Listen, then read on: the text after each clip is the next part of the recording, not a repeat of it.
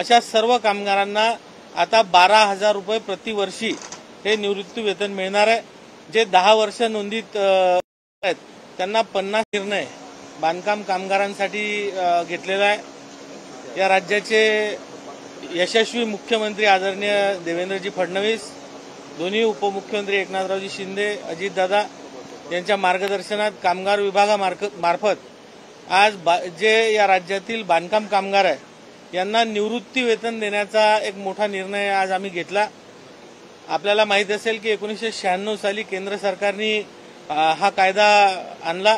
2007 साली महाराष्ट्र सरकारने सुद्धा याचे नियम बनवले आणि 2011 महाराष्ट्र राज्याने इमारत व इतर बांधकाम कल्याण मंडळाची स्थापना केली आणि यामध्ये बांधकाम कामगारांना 60 वर्षाच्या नंतर कोणताही लाभ हा मिळत नव्हता। त्यामुळे यानंतर या कामगारांना कुठे देता आला पाहिजे, त्यांच्या कुटुंबाची व्यवस्था झाली पाहिजे, या अनुषंगाने आम्ही हा निर्णय घेतोय। 18 ते 60 या वयोमर्यादेमध्ये विविध योजनांचा लाभ या सर्व कामगारांना मिळायचा, पण 60 नंतर तो मिळत नव्हता। म्हणून आता 60 वर्ष ज्यांची झाले आहेत अशा सर्व कामगारांना आता 12,000 रुपये प्रतिवर्षी हे निवृत्ती वेतन मिळणार आहे। जे 10 वर्ष नोंदीत आहेत त्यांना 50% मर्यादात 6,000 रुपये मिळतील। जे 15 वर्ष नोंदीत कामगार आहेत अशा लोकांना 75% मर्यादेमध्ये 9,000 मिळणार आहेत आणि जे 20 वर्ष नोंदणी ज्यांची पूर्ण झाली आहे अशा सर्वांना 12,000 रुपये प्रतिवर्षी हे निवृत्ती वेतन आम्ही देणार आहोत। याची केंद्र सरकारने ज्या आपल्याला नियमाच्या सूचना दिलेल्या आहेत या सूचनांच्या नुसार याची कार्यावली आम्ही तयार करतोय आणि यानंतर आज आपल्या महाराष्ट्र राज्यामध्ये जे 58 लाख बांधकाम कामगार आहेत ते आणि यानंतर जे नोंदीत होणार आहेत अशा सर्व कामगारांच्या कुटुंबाचं आणि कामगारांचं भविष्य हे आम्ही याच्यामध्ये सुरक्षित करीत आहोत। साधारणतः यासाठी किती विशेष निधी तरतूद करण्यात येणार कामगारांची मोठी आहे? नाही, याबाबत आपल्याला माहिती आहे की बांधकाम कामगार मंडळ जे आहे या माध्यमातून हा निधी आम्ही वर्ग करणार आहोत।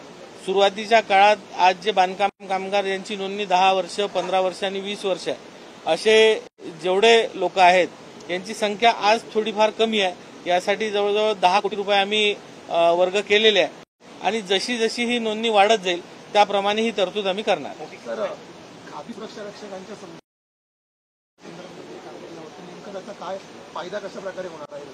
खासगी सुरक्षा रक्षक सुधारणा विधेयक आम्ही कालच विधिमंडळात पास करून घेतलं। यामध्ये आपल्याला कल्पना असेल की सुरक्षा रक्षक मंडळाची जी स्थापना झाली ही बॉम्बे शॉप ॲक्टच्या अंडर झाली होती आणि त्याच्या व्याख्येमध्ये जे आस्थापना यायच्या त्याला हे सुरक्षा रक्षक मंडळाचे नियम लागू होते। आज आम्ही ते व्याख्या बदलून ही महाराष्ट्र सरकारच्या जे शॉप ॲक्टचा जो कायदा आहे त्या अंतर्गत हे सुरक्षा रक्षक मंडळ आपण आणलाय। त्यामुळे याची व्याख्या अधिक व्यापक झाली आहे आणि आता इंडस्ट्रीज नाही तर इतर ज्या आस्थापना आहे ज्यामध्ये दवाखाने असतील, शिक्षण संस्था असतील यांना सुद्धा त्याच्या कार्यक्षेत्रात आम्ही आणतोय। या संस्था आणि मालकांकडून पिळवणूक होत होती सुरक्षा रक्षकांची, थांबेल का या कायद्यातून? 100% थांबणार आहे आणि आम्ही जी आता नियमावली तयार करतोय यामध्ये अशा ज्या माल प्रॅक्टिस चालतात त्यावर निश्चित आम्ही कडक धोरण आम्ही आणणार। नमस्कार, मी प्रियांका नागणे, आपल्या मराठी चॅनलवरती तुमचं सर्वांचं स्वागत आहे। तर आत्ताच आपण जी न्यूज पाहिली त्यामध्ये बांधकाम कामगारांना अतिशय आनंदाची बातमी आहे, कारण वयाची 60 वर्ष पूर्ण केल्यानंतर कामगारांना प्रतिवर्षी 12,000 रुपये निवृत्ती वेतन देणार आहे।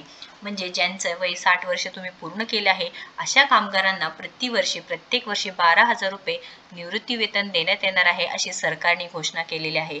बांधकाम कामगारांसाठी सरकारची ही मोठी घोषणा आहे व जे कन्स्ट्रक्शन लेबर पे म्हणजे जे कन्स्ट्रक्शन लेबर आहे त्यांना 60 वर्ष पूर्ण केलेले जे बांधकाम कामगार आहे आता त्यांना 12,000 रुपये असे निवृत्ती वेतन मिळणार आहे। महत्त्वपूर्ण व्हिडिओ आहे त्यामुळे नक्कीच या व्हिडिओला जास्तीत जास्त शेअर करा आणि आपल्या चॅनलवरती अजूनही दुसरे व्हिडिओज आहे ज्यामध्ये बांधकाम कामगाराचा फॉर्म कसा भरायचा, बांधकाम कामगाराची जी योजना आहे त्यामध्ये कोणते कोणते योजना आहेत, लाडकी बहीण योजना असो किंवा संजय गांधी निराधार योजना आहे, अशा भरपूर माहिती आहे। त्यामुळे नक्कीच आपल्या चॅनलला सबस्क्राईब करा आणि काही प्रश्न असतील तर नक्कीच कमेंट बॉक्समध्ये विचारा आणि तुम्ही आपला व्हॉट्सअप ग्रुप आणि टेलिग्राम ग्रुपला नक्कीच जॉईन व्हा। धन्यवाद।